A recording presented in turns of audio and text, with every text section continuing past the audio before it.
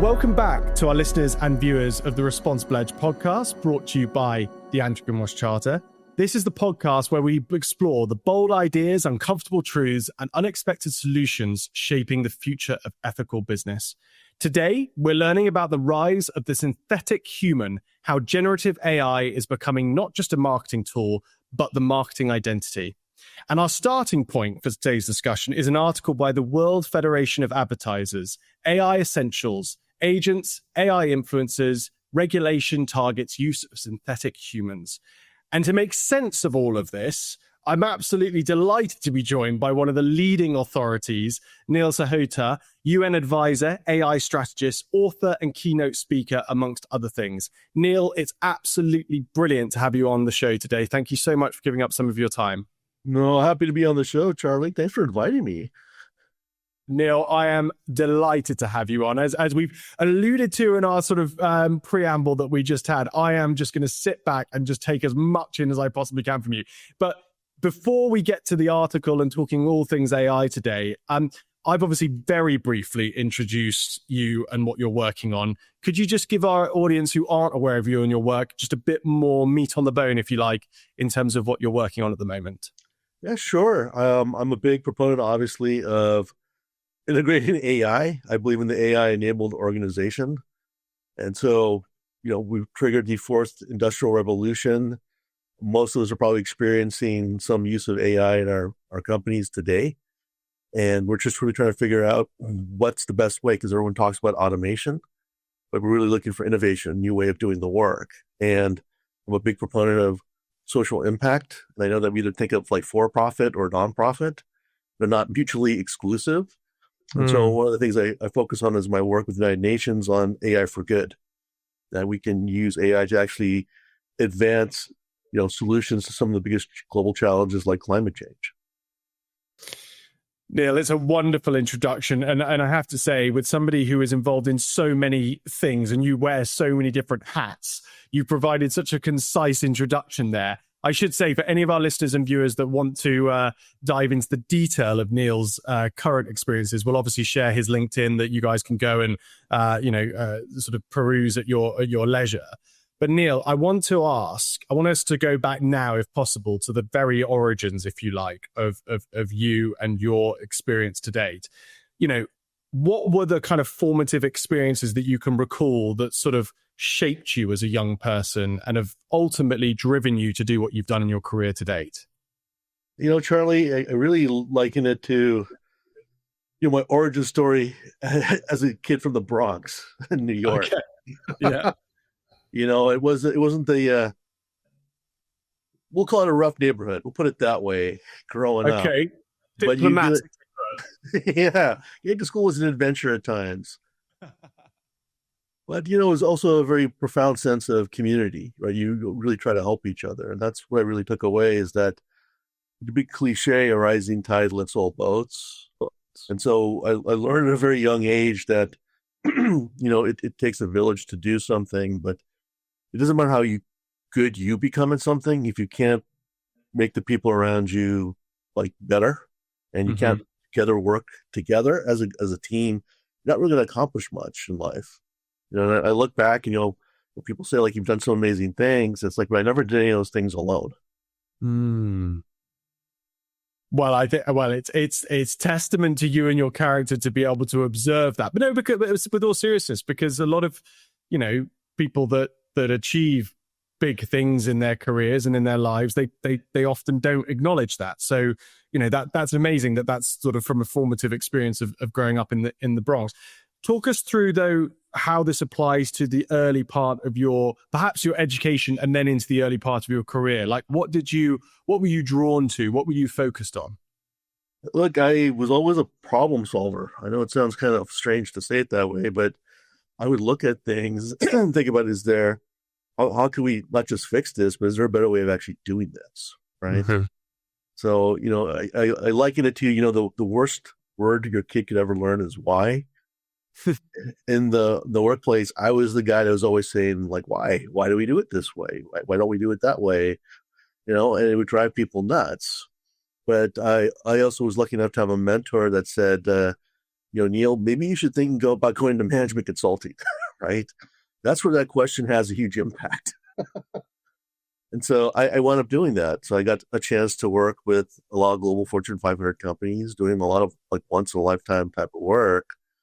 But anyway, it was over 20 years ago, Charlie, that like business intelligence was taken off. And I would hear from, some of these big corporate CEOs be like, Neil, it's amazing what computers are telling us. I'm just thinking to myself, computers aren't really telling us anything. We can collect a lot of data, now store it cheaply. You can slice and dice, make these nice reports, but it got me thinking, could a computer look at data and draw insight from it? So I developed a set of patents I called enterprise intelligence. And I was just looking at it and saying, like, is there a way to make this to a product? And I got a call from IBM R&D in 2006 asking about some of my work. And next thing I know, they're like, hey, look, we just activated a secret project. Your work solved some problems for us. You want to join us? It's codenamed Watson. And that's how I want to become part of the IBM Watson team, which a lot of people now credit as the AI computer that triggered the wave we're in today. And but again, you're brilliant at taking such an extensive experience and providing a nutshell for it, Neil. I need to learn from you in terms of capturing these things in a more succinct way. But I'm absolutely fascinated as somebody, as you say, who, I'm not going to make you blush with notions of pioneer or the godfather of these things, but how does it make you feel looking at the world that we're in right now, the wave that you've described right now? How does it make you feel personally to sort of be, nearly 20 years down the road since that started, if you like, to see the kind of hurrah around AI? Like, how does that make you feel personally around your work? I mean, it's a surreal sensation, Charlie, right? Because you kind of live it. And the honest truth, we were not sitting there going like, well, we're inventing AI, right? In our minds, it wasn't like we didn't even call it AI. We called it cognitive computing, right? It's not a self-thinking machine. But, all we're trying to do is figure out, can we get this computer to play a game called Jeopardy? That's what we were kind of focused on. And we got death threats. People said, you guys are inventing Skynet. It's going to be Terminator time, going through all this stuff. And then I'll never forget, it's no secret today. It was 50-50 that Watson would work during the Jeopardy challenge, right? We had to commit to it 2.5 years in advance. That's just how far they taped. And if you go back to the YouTube videos of it, you can see Watson didn't do well, right? It's missed 6 of its first 7 questions. I think Brad rung in with the wrong answer, and then Watson rang in with the exact same wrong answer. And then we're all going like, oh man, we totally missed that. We should have accounted for that one, But in a testament, it turned it around, right? And it wound up winning to honestly everyone's surprise. And then the big question was, Sam Palmisano was the CEO. He's like, you guys have spent a hellacious amount of money and time on this. What are you going to do with it? Right. And we're just like, we have to get back to you because we never thought that's Jeopardy. But isn't that the mind of a, as you've alluded to at the start, a curious problem solver is the way that you were a wire coupled with problem solving. And if you combine those two things, then often now what do I do with the solution that I produced? That is the key question, isn't it? That perhaps is overlooked as a curious problem solver. Yeah, that was the thing. And, I went back to my original thing with enterprise intelligence is, could we use this? Could it look at data and draw insight? Could it help us, turn data into information? And that's what we wound up doing. We said, like, look, we'll go to healthcare first. There's a lot of data. There's a lot of complex problems. Could this help us? Right. And then it became more of a question of the approach, right? Historically, IBM, big company, a lot of smart people, trying to do things ourselves and build the products and do the services. But it's like, if this is truly this big of a game changer, we need to switch this up and go to an ecosystem model, right? We should enable people, not just give them the technical tools, but enable them from a business perspective to understand how to use this technology to create value. And I was one of the people leading the ecosystem charge And that ultimately won out as the model. And so then, what they always say, you propose something, you own it forever. So I was then tasked to build out this global ecosystem for AI. And I mean, yes, I mean, this is just absolutely for our listeners and viewers like checking into this, Neil, they'll just be amazed or fascinated with having such a glimpse into the formative kind of development of this. Like, what role, when you were tasked with that global rollout and you were thinking about that ecosystem, like what role did ethics and responsibility play in your thinking? Like, obviously you've alluded to now you're working on a lot of, how AI can be utilized for good. But at that time, when you were looking to roll things out, how much of that was on your radar in terms of ethical and responsible development of these tools? It was right at the center, Charlie. That was the honest truth. I mean, when you get death threats from people, and they're generally worried about the machine rising up and eradicating humanity, you really have this at the forefront of your mind. But you want to think about how do I do some of these things? And with Watson, we call it responsible AI today. We call it explainable AI. We actually built all these things. So anything that Watson, it was a passive computer. Don't respond to queries, doesn't think for itself. Mm-hmm. But if you asked it to do something, it could explain how it arrived at its conclusions, right? So if it came up with something wonky, which it would do at times, at least you could kind of trace its thought pattern. And this actually happened once where there's a woman in Japan, she fell ill, saw her doctor 20 years, and, ran some tests, thought it might be this, thought it might be that, started seeing specialists. I mean, long story short, I think it was like 7 months later, one of the doctors came and said, could Watson help us out? I'm like, well, we'll give it a shot. So Watson looked at all the great work the doctors did, her medical history, these tests, family history, asked the patient a few questions, and then said, I think the patient has these 2 rare forms of leukemia. And the doctor's like, nope, that's totally wrong. Right. And we're like, hey, Watson makes mistakes. Right. But why do you think Watson is wrong? Right. And they're like, well, that can't happen. And so, but Watson could explain its thought process. So let's say, like, well, based on these studies over here and this medical test over here, it pieced it together and said, well, can we at least test the patient for these 2 forms of leukemia just to rule it out? They're like, sure, waste of time. But she tested positive for both of them. Wow. Yeah. And so they're like, oh, well, we've never seen this before, but at least now they knew it was wrong, so they could put her on a proper treatment plan. Wow. I mean,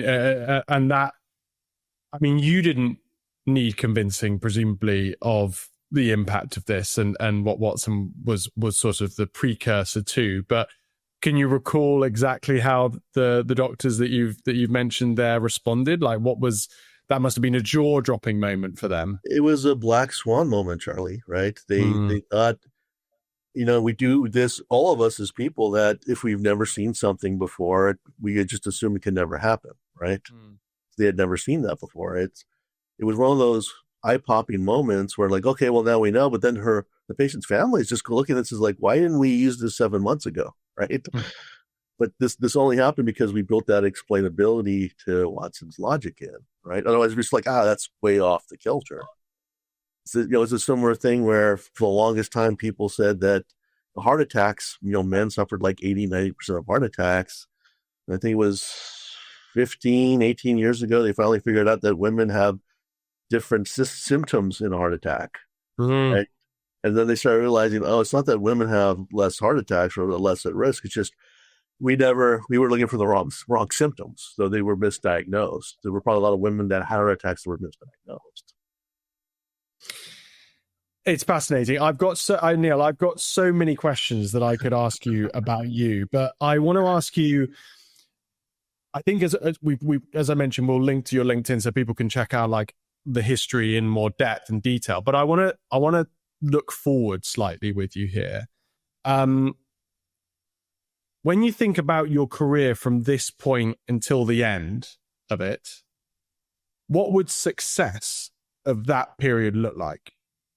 What would you like to achieve during the rest of your career?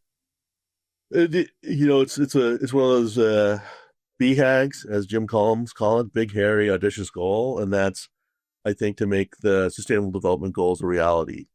So people don't know what those are. The 17 goals, the member nations, the UN, like, zero hunger, good health, access to justice. I won't bore everyone with all 17, but can we actually make these things a reality? I mean, I love it. I get the number of people I ask that question, and we talk about impact, and you push them on it, and you go, well, what does impact look like? What? Give me some tangible examples.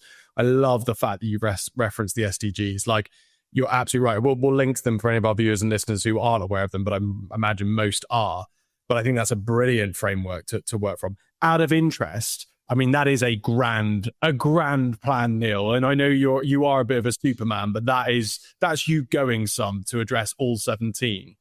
But which in particular, if I had to push you and say, Neil, during the rest of your career, you're going to influence numbers 1, X, and Y, which are you going after? I mean, if I had to pick a top one, Charlie, it would be around education. Okay. I really feel that's the best investment we can make in ourselves and other people. And like I said, it takes the village, it takes a community. I don't need to be the one that solves food security.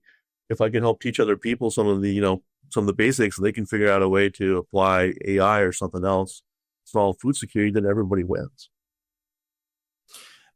And you've alluded to it there, but what role do you think AI can play? And sorry, this is the $64 trillion question, presumably, but in order to enable better education across the world, what role can AI play? And beyond the obvious, what in your mind, what are we going to see happen in the next 5, 10, 15 years from an educational perspective that are likely to be innovations that right now we couldn't even conceive of? I mean, we talk a lot about like precision education and, tailored curriculum, but the honest truth is the way we teach and train people is still rooted in 19th century techniques, right? There are better cognitive science models out there, and what we've learned, and I've actually been working with a group out of San Diego that are cognitive scientists, is that some of these new ways to kind of wire our brain, we could actually make them a reality through things like AI and the metaverse. And so what we've seen is it's more immersive, it's more interconnected, but they learn at an accelerated pace. It's more sticky, but we've learned that they've also developed things like creative thinking. There's, I can't reveal the group, but they're doing this for like leadership training. They're able to like replicate real life scenarios you can't just teach in a classroom. And what they found is that people who've gone through this kind of training, 18 hours of this kind of training, they benchmark themselves and says about 3 years of actual experience. Wow. Yeah. And what they found is that even outside of this kind of platform, if they encounter a problem in the real world, like one they haven't even seen before, their ability to kind of go into that flow state and start thinking like creatively, thinking about kind of, non-common solutions, kind of out of the box thinking, if you will, happens more rapidly. And so that, I think, is the big thing. I mean, we got a lot of big complex challenges in the world, and we need, better thinkers, better ways of approaching. And what we found is this convergence of cognitive science, AI, and the metaverse is a very powerful tool to teach people how to be that kind of thinker. Beautifully described. I'm going to play devil's advocate with one question of I know you've alluded to the application of that within the corporate world, if you like, and the training of leaders, etc., or the business training, if you like. When we apply what you've just described to our educational systems, our engagement with young people and children developing, have you got any concern over what you've described replacing or leading to a lack of social engagement between children and the picking up of skills that you would naturally develop as being part of a classroom or being part of a sort of traditional schooling system?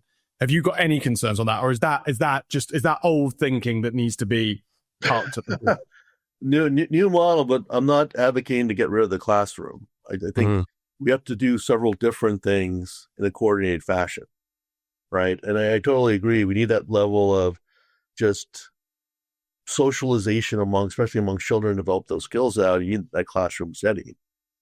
So I'm not saying let's replace the classroom with just a big metaverse, but we've also seen that in this kind of simulation and learning environment, you can have multiple people in the same kind of metaverse module doing things together. Mm-hmm. I just look at it as it's a different kind of medium or an additional medium to what we're already doing. Super interesting. And I love the rebuttal and of how, it's not about replacing, it's about supplementing, it's about thinking perhaps creatively about the learning experience and environment in which children find themselves and utilizing these tools effectively. Neil, that was a whistle-stop tour, I know, and obviously I hope that you're having a good time on the Responsible Edge, which means that we might get you back on for another show in the future where we can dive into some other area and chapter, if you like, of your experience to date. But for now, would you mind possibly just providing our listeners and viewers with a bit of an overview of the article that I alluded to at the beginning of the show? Just give a bit of a flavor as to what the article covers, and then perhaps just pick out from it whatever you thought were the most interesting points made. Yeah, sure. I mean, we're seeing this rise of synthetic humanity.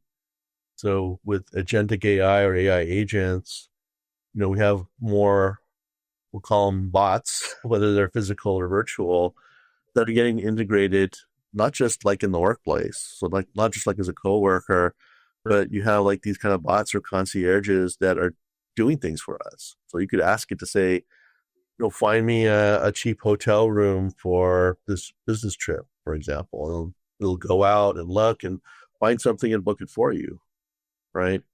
And so I liken this to, if you've ever seen the show Black Mirror, they have an episode called White Christmas with John Hamm.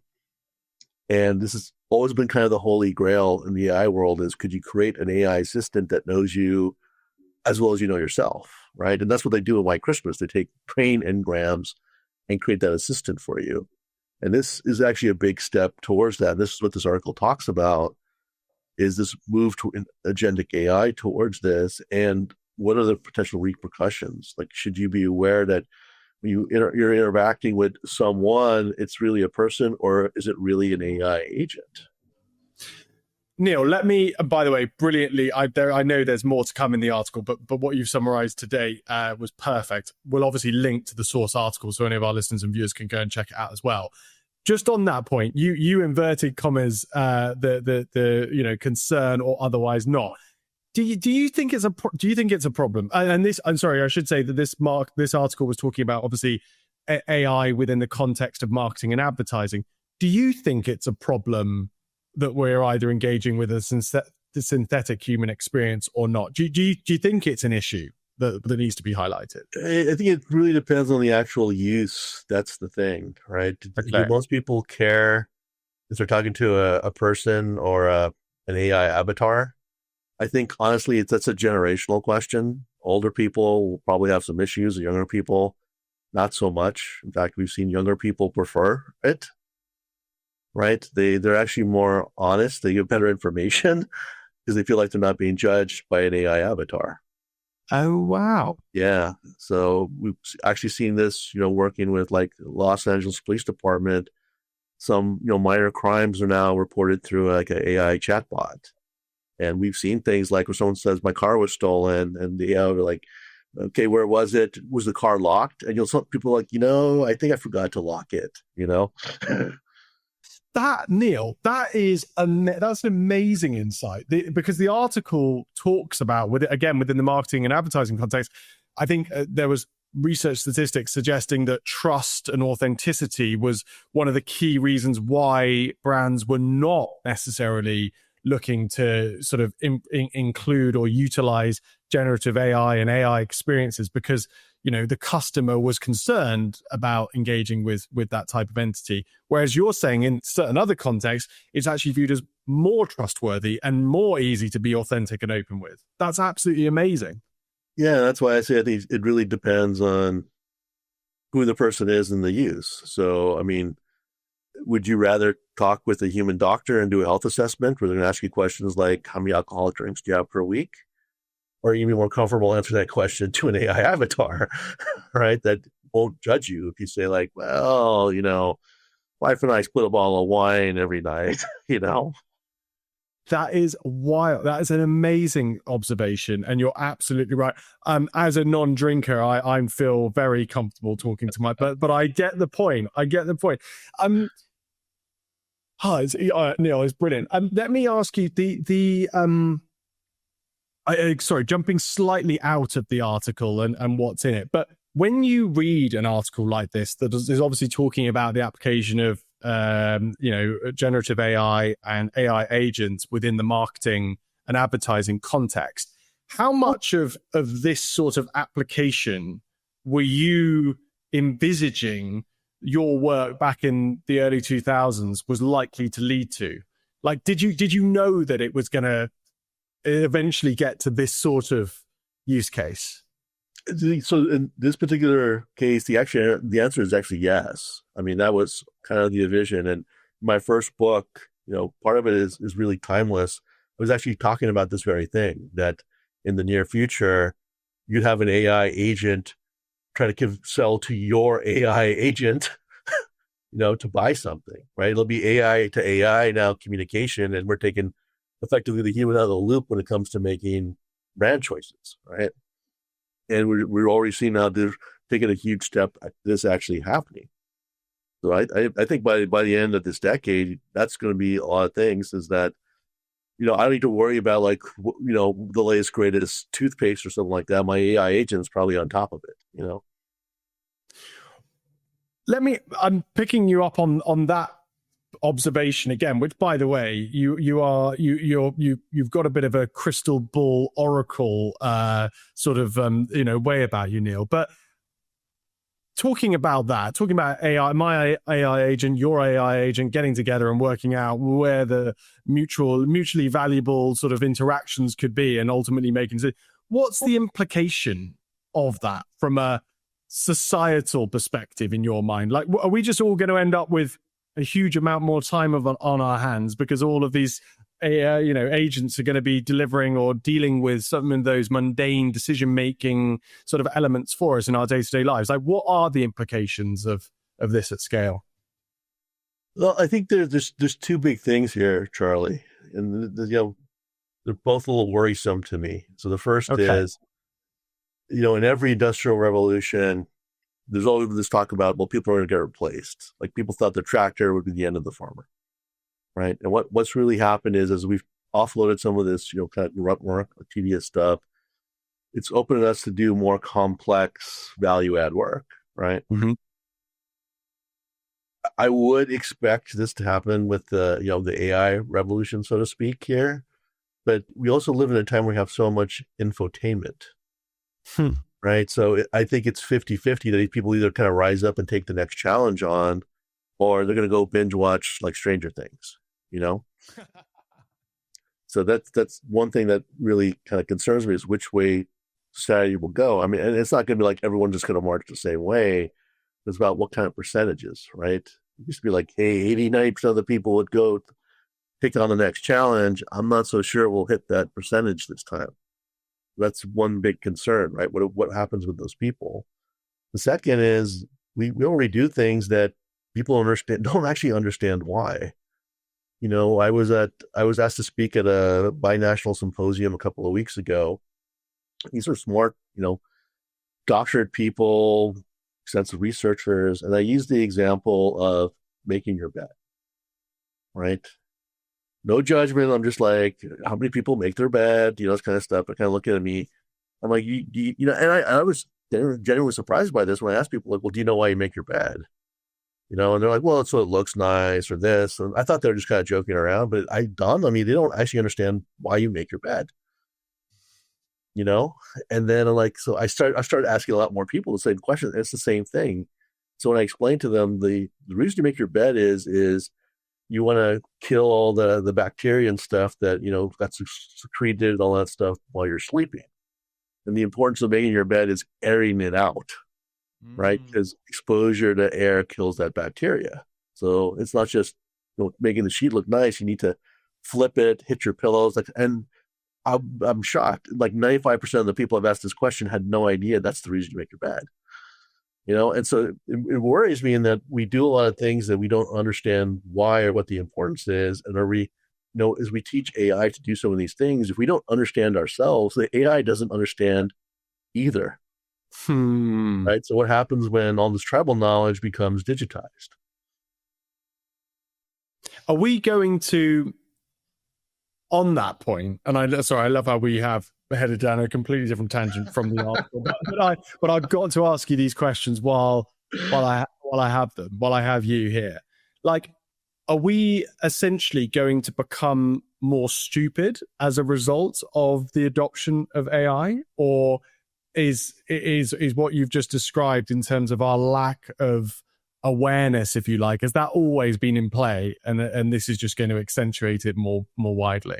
I think it's more the latter, Charlie. I mean, we'll become smarter with some things and dumber in others. I mean, I got our youngest son, like, he can snap a photo, put all these kind of filters, all these things, and he can make 12 versions of the photo in like 30 seconds. I'm just looking like, how on earth did he do that? But he also thinks that you don't have to clean a toilet because the water in the bowl naturally cleans the toilet, and it's like,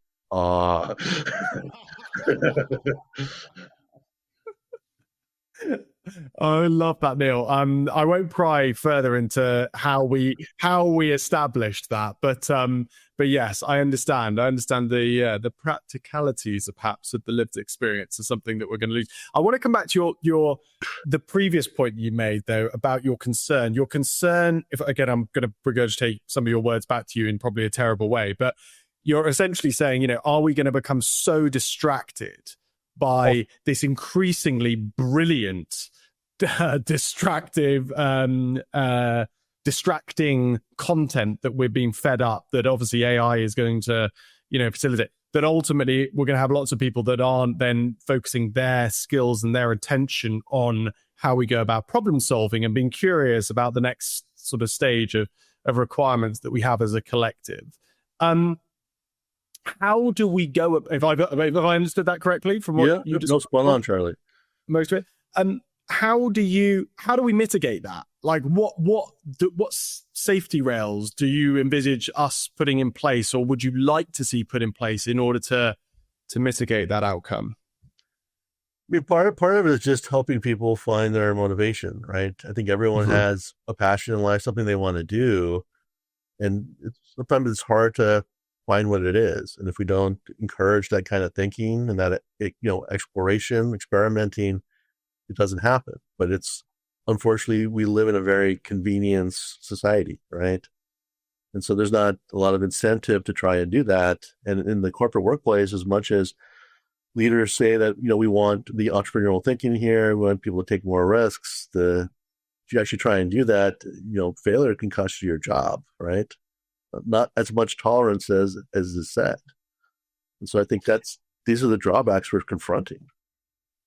That is such an interesting observation. You're absolutely spot on. The rhetoric is one of encouraging creativity, encouraging and entrepreneurial thinking, or intrapreneurial thinking perhaps. But you're absolutely right. When it really comes down to it, the authenticity of those statements is often brought into question because of what happens as a result of failure. Brilliant, Neil. Neil, we are jumping around all over the place, but I'm absolutely loving it. When you were describing that, though, as well, about the need for us to help certainly younger people identify their areas of passion and their areas of expertise, if you like, and their contribution that they can make, it actually brought me back to exactly what you were talking about before in terms of the way that we go about using these tools to educate better and to inspire creative thought and innovative thinking. Just coming back to that then, like, because I'm fascinated, that was obviously something that you talked about in terms of looking at the rest of your career, like wanting to really focus on. Like, what are you working on at the moment in order to, if you can share it with us, in order to further that? Like, are there any particular initiatives that you're aware of or that you're involved with that you think are doing an interesting job in the educational area and piece? I mean, aside from the convergent stuff, the other thing is, I always talk about people, process, technology. Right? A change in one triggers a change in the other two. And this is where a lot of organizations and people generally struggle, is that they think about like AI, they're like, well, we do it this way today. All we're doing is adding AI to that, right? Yeah. And so it's like you're not really adapting the process now, not really getting people ready for the new way of doing the work. And that's a huge failing, right? If all you want to do is automate, and I'm not saying there's no value from that, you're only unlocking 20 or 30% of what's possible. And you're automating the flaws that already exist, right? And people are going to be afraid about losing their job, right? You know, we're talking about synthetic humanity here, and you have AI agents now integrated into the workplace. Marketers, for example, are going to freak out about their jobs. I've seen it, right? They don't look at it as a tool to help them be able to do better work, more value add work. They look at it as a competitor. That is so. It's fascinating that you've observed that. It really feels to, obviously in my very limited sphere that I experience. It's so true. You have that sort of protectionist, threat mentality, or you have that kind of gold rush.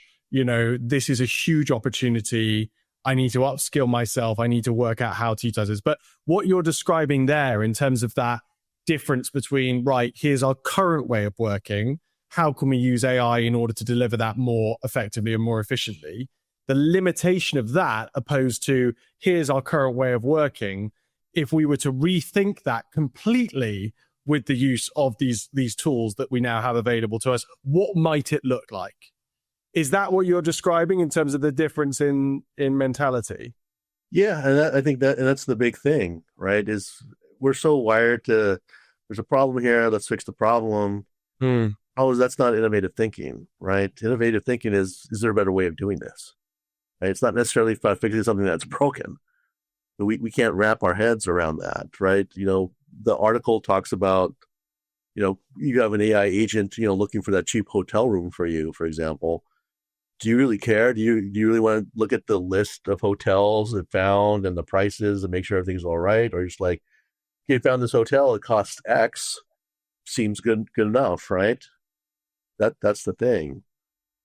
And Neil, picking up on that example, just talk us. I really want to provide if you can, a practical example for our listeners and viewers of where you've seen, and perhaps within the marketing and advertising context, because obviously that's what the article covered, but where you've seen a change in the way that something is delivered from a process perspective, as opposed to the automation of, or improvement of an older way of doing things.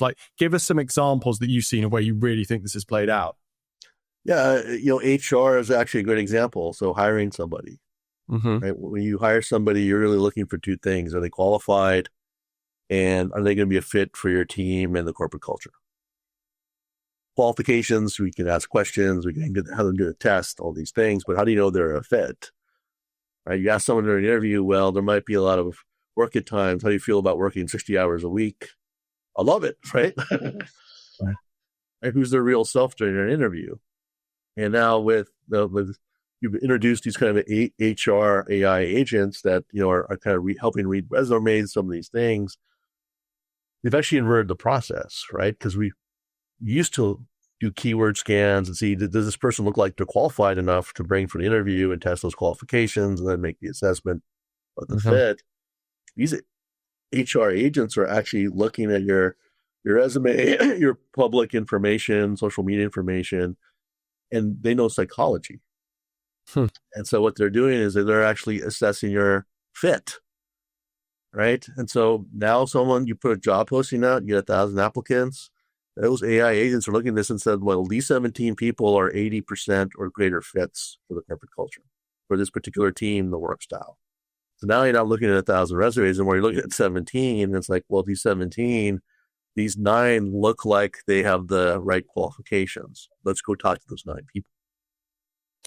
And the implications of that are that instead of having to speak to the 200 that from a keyword qualification perspective, the old use of AI, if you like, or tools of this nature, scanning tools, would have identified, and then we've got to have 200 interviews to get down to our 17, we've just jumped through a whole step and all the resource required with that to find the 17 that do look like the appropriate match. That's the implication of this. Yeah, we do. But you got to keep in mind that it's also a better assessment of the actual fit, right? I mean, they've shown that the honest truth is most hiring managers decide within the first 5 minutes of meeting the person whether they think they're a fit or not, right? Can you really make that assessment in 5 minutes? That's such a good point. Yes. Yeah, wow. And again, almost comes full circle back to, and again, it was something that was alluded to in the article. In certain circumstances, we are going to trust in the judgment of AI to a greater extent than we are even to the judgment of a human being. And perhaps that's, again, one of these things that I feel like, I don't know about you, Neil, because again, I'm fascinated how this all applies in your world, but certainly in the conversations that I have about AI, there's much more of the kind of concern and wariness over the judgment of AI, if you like, as opposed to viewing it as being more trustworthy. But you described the healthcare scenarios, etc., brilliantly, and I can see how that applies. But within this commercial context, within this HR setup, you can see how it might be more trustworthy, if you like, to look at the judgment of AI in that circumstance. It's fascinating. Neil, we have whistle-stop tour through that article, but I've got my producer's words in mind. We're going to conclude now. It's been a brilliant conversation. And thank you so much for your openness and your insight today to this point. We're going to finish with the magic wand question, which I'm super interested to see what you're going to do with this. Neil, if I was to hand you a magic wand and you were able to change one thing about the commercial business world this instant, what would that one thing be? Charlie, I had to really think hard about this because it's a tough question. But if I had that magic wand, I would use it so that leaders could make their people more change enablers. Right? I think that's the biggest thing, is that we often do things, and as leaders, we understand the reasons why, but we don't set up the people for success, right? We don't necessarily explain the value proposition for them. And, most people, they don't like change. And so if we can make them more change enablers, rather than their first things being like, well, this is why it's not going to work, right? The first question really is, well, how could we make this work, right? At least explore that and see maybe there's a way or maybe there's not a way. It's a much different approach to everything, right? I think I give out here's to guests that I think nail particular point. I think that's an absolutely brilliant suggestion. And what I love is it's not a suggestion that we've had in any of our other shows, which is always like a unique one. I suppose we're gonna again, coming full circle into our conversation, we would look to identify the role that training and education can play. Again, as you've alluded to when talking about this with the support of AI and the metaverse, etc., how that can facilitate a better change mentality and mindset amongst teams within organizations. Is that a fair observation? Absolutely. And I think that's the thing, right? We all have an opportunity with AI, right? It's just a tool. It's not inherently good or evil, but how we choose to use it. But I think too many people feel like they're in the passenger seat when they can actually be the driver. And what a way to conclude the episode. Yeah, Neil, you've given us the title for the show at the very, very end. Absolutely brilliant to have you on. Thank you so much for your time today. It's been great. This was awesome, Charlie. Great discussion. And that's all for today's episode of The Responsible Edge. Today's takeaway: in the AI era, brand identity is no longer a mirror, it's a mask. Whether that mask serves truth or illusion is up to us. And I have to say, I'm absolutely delighted that we were joined by the brilliant Neil Sahota for helping us decode all of this together. He was an absolutely fantastic guest. As a reminder, this episode was brought to you by the Anti-Greenwash Charter, a not-for-profit movement of responsible communicators challenging greenwashing and championing truth and sustainability. Visit antigreenwashcharter.org to learn more. I'm Charlie Martin. Thanks for listening. And don't forget to subscribe, share, and leave us a review. See you next time.